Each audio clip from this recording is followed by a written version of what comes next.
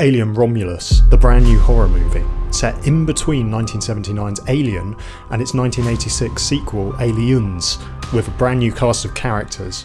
In this video we will be diving straight into its deeper themes and symbolism. There will be spoilers. Let us begin. A group of overworked miners from a colony are seeking escape to Avaga, a safe planet where the sun shines brightly. It's a 9-year voyage, which can only be carried out through the use of cryogenic chambers to put them to sleep for the journey. And our characters are given a spark of hope when they discover a decommissioned space station floating above them. All they need to do is break into this stronghold and steal its cryogenic chambers. Then they can set course for Avaga, use the chambers to plunge themselves into a death-like sleep, and 9 years later they will awake to find themselves in paradise. That's the plan. By the way, Avaga means heaven in the language of Guarani, so the movie sets it up as a kind of promised land, the paradise for which our characters are yearning. And notice how this initial setup is a heist. A team has assembled to intrude into a space station with the intent of stealing something valuable, something that will secure their future. And it should be a simple operation, but as with any heist movie, there's a moment where it all goes wrong. The heist setup makes perfect sense within an Alien movie, because the whole franchise is about intrusion. We're dealing with an alien creature whose life cycle depends upon forcibly breaking into and out of a host, and human beings make good hosts.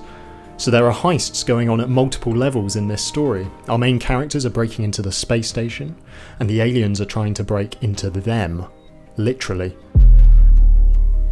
We're often naming our spaceships after mythological figures. The Apollo program is an obvious example, named after the Greek god of the sun. We like connecting our modern technology with these ancient deities and mythologies. It seems to give our missions a cosmic, timeless feel. So it's very conceivable that in the distant future our spaceships will continue to have such names.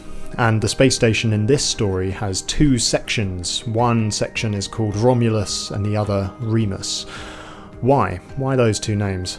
Well, of course it's referring to the story of Romulus and Remus, the foundational myth for the city of Rome. And it's worth exploring to appreciate the deeper themes of this movie. As the story goes, a human woman called Rhea is shockingly raped by Mars, the god of war. She subsequently gives birth to twin brothers, Romulus and Remus. A king orders the execution of Romulus and Remus, and they are abandoned to the elements. But then they are raised by a wolf, and later a shepherd. They overthrow the king who wants them dead, and they seek to establish a new city along the river Tiber. But a disagreement between them about the location of this city culminates with Romulus killing Remus. In some accounts, it's a supporter of Romulus who kills Remus, but in either case, there's a conflict between the brothers, and Romulus comes out on top. He goes on to establish the city of Rome and its systems.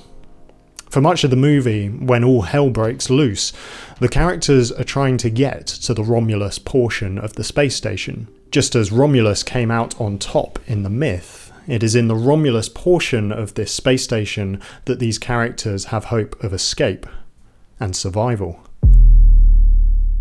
In the original Alien, the synthetic man Ash describes the xenomorph as the perfect organism. Perfect organism. Its structural perfection is matched only by its hostility. You admire it? I admire its purity. A survivor, unclouded by conscience, remorse, or delusions of morality. From a purely evolutionary point of view, it's hard to argue with him. This organism is very efficient at what it does. The queen xenomorph lays an egg. Out of the egg hatches a face hugger, which plants a seed inside a human host. The seed fuses with the host's DNA, producing a chest burster, which breaks out, killing the host. The chest burster grows into an adult xenomorph, a vicious hunter.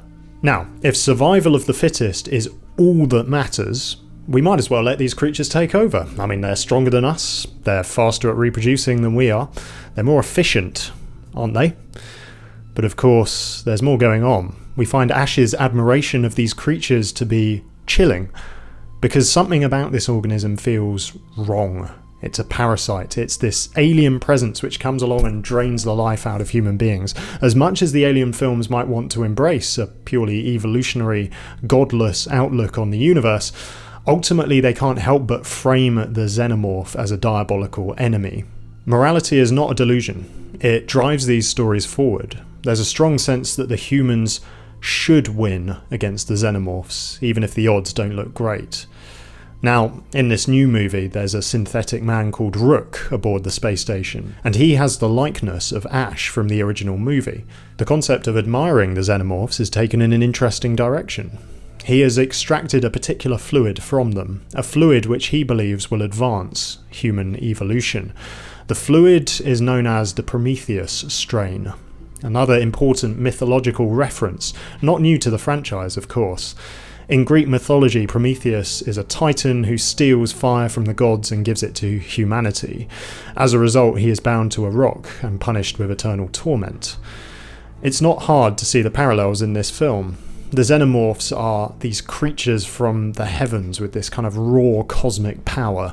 They're from space, and they contain a substance which may be a total game changer for humanity. Rook is seeking to play the role of Prometheus, stealing this substance from the xenomorphs and using it to secure the future of the human race.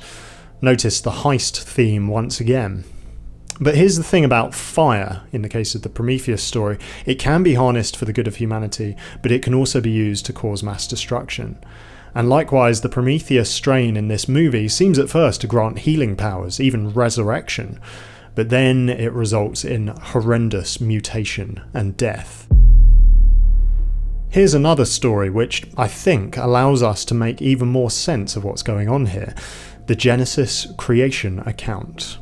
Adam and Eve are tempted by the serpent in the Garden of Eden to grasp prematurely from the tree of the knowledge of good and evil. Now, this is often seen as a Prometheus-esque story, as if God is withholding something from humanity, and the plucky serpent, like Prometheus, offers that gift to humanity instead. But that reading doesn't really work, because what happens when Adam and Eve take the fruit on the serpent's terms? Creation starts to fall apart. Suddenly disagreement between heaven and earth is introduced. It's hard to deny that eating the fruit prematurely is a bad thing for the world. Everything descends into conflict. Now, in the Alien films, the xenomorph is quite a lot like the serpent. Visually, many of the stages in its life cycle are snake-like or have parts that are snake-like, this strange, chaotic, coiling form, and it is a creature which is locked in conflict with humanity. Notice God's words to the serpent. The Lord God said to the serpent, "Because you have done this, cursed are you above all livestock and all wild animals. You will crawl on your belly and you will eat dust all the days of your life. And I will put enmity between you and the woman, and between your offspring and hers. He will crush your head and you will strike his heel." The snake in the garden is this fallen angel, now at enmity with humanity. He will strike at the heel of humanity. Likewise, the xenomorph is a vicious serpent-like creature from the heavens, a fallen angel almost, also at enmity with the human race. But in the Genesis promise, we see that the offspring, the seed of the woman, will ultimately triumph over the seed of the serpent. The seed of the woman will crush the serpent's head, though the serpent strikes his heel. The lethal blow is the crushing of the head. So that's the promise. Humanity can participate in a victory over the serpent, but it will be costly. And Christians believe that this promise is fulfilled in the person of Jesus, who is of course miraculously born, and he crushes the serpent through his own costly death and resurrection. And we see an echo of this in Alien Romulus, because ultimately a human does triumph over the xenomorphs, and that's the way it should be. Her name is Rain, and she is the protagonist of this movie. But the echoes of Genesis go even deeper, because there's another woman in the story, a pregnant woman called Kay, and when she is injured, she decides to inject herself with the Prometheus strain against Rain's warnings. In other words, she decides to form an alliance with the xenomorphs by taking their essence into herself, because she thinks it will help her survive. But what happens? It results in a perverse offspring, a horrific mutant, just as bent on destruction as the xenomorphs. And you see something a bit like this in the Genesis account. After the fall of Adam and Eve, God says this: "The man has now become like one of us, knowing good and evil. He must not be allowed to reach out his hand and take also from the tree of life and eat and live forever." So the Lord God banished him from the Garden of Eden to work the ground from which he had been taken. After he drove the man out, he placed on the east side of the Garden of Eden cherubim and a flaming sword flashing back and forth to guard the way to the tree of life. So as the Genesis account goes, Adam and Eve formed an alliance with the serpent. They ate from the tree of the knowledge of good and evil, bringing curse into the world. But there's a second tree called the tree of life. If Adam and Eve were to eat from the tree of life in their sinful, fallen state, they would effectively be locking that in for eternity. They would live forever in their sins, and that's hell. That's why God blocks the way to the tree of life at this stage. Adam and Eve have formed an alliance with the serpent, and that alliance needs to be broken in order for humanity to become whole. And as I've said, Christians believe that Christ came to break the curse and pave the way for humanity to the tree of life. So why is all this relevant to the film? Well, it doesn't map perfectly, of course, but I think Kay's decision to inject herself in the movie is a bit like taking from the tree of life whilst in a fallen state. It offers the promise of immortality, and Kay takes it in desperation, but it's predicated upon forming an alliance with the xenomorphs. It's the juice of a xenomorph, it's the essence of a xenomorph, and as a result it does produce an almost indestructible being. Not quite immortal, but certainly very strong. It's kind of part human, part xenomorph, and it's monstrous, it's an abomination, and ultimately Rain casts it out into space, into the icy rings of Jackson's star, because immortality based upon an alliance with the xenomorph is hellish. And it is Rain who survives to the end of the film. Her decision to maintain enmity with the xenomorphs is vindicated, and the movie ends with her going to sleep in a cryogenic chamber with the hope of reaching Avaga. So there's a lot going on in this movie. It's all about perverse unions between the heavens and earth, between fallen heavenly beings and humanity.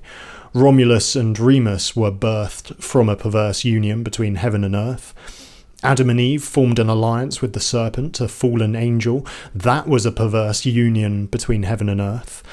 And the possibility raised in this film of integrating the xenomorphs with humanity, that's a perverse union between heaven and earth. It's disastrous. There is no way we can make this alliance work. The xenomorphs must be defeated. One more thing. Early on in this film, we see the xenomorph facehuggers emerging from the dark, chaotic waters on the floor of the spaceship. They are these agents of chaos.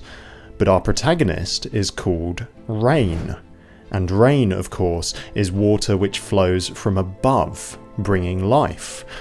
So water is an important symbol in this film, appearing in two forms: the chaotic waters from below and the life-giving waters from above. This emphasises the contrast between the final girl who survives to the end of the film and her chaotic alien enemies. The alien films are often regarded as being all about sex and the abuse of sex, and that imagery is definitely there. The way that the xenomorph violates the human body, I don't need to spell it out. But I think that conflict, that intrusion, points to an even wider struggle. The disarray of the cosmos, the sense in which evil is a parasitic presence waging war against humanity and becoming entangled with humanity. These films don't offer much in the way of hope. They depict a humanity locked in perpetual conflict with the cosmos. I guess if you want to make sequels, you need a way of the villain surviving into the next instalment. But something very satisfying about these movies is watching human protagonists overcome these abominable creatures. When that happens, you're like, yes. And it's an idea which is indeed cosmic and timeless. As for the question of whether this film is a good addition to the Alien franchise, I'm sure many others will have thoughts on that. but it certainly has plenty to talk about. My name is Thomas Thorogood, I get into the deeper meaning of movies. Do subscribe if you'd like to stay in the loop. You can also follow me on Instagram for updates about upcoming projects, and if you'd like to support the channel and get access to bonus content, you can go to patreon.com/Thomas Thorogood. Thanks so much for watching, and remember, it's deeper than you think.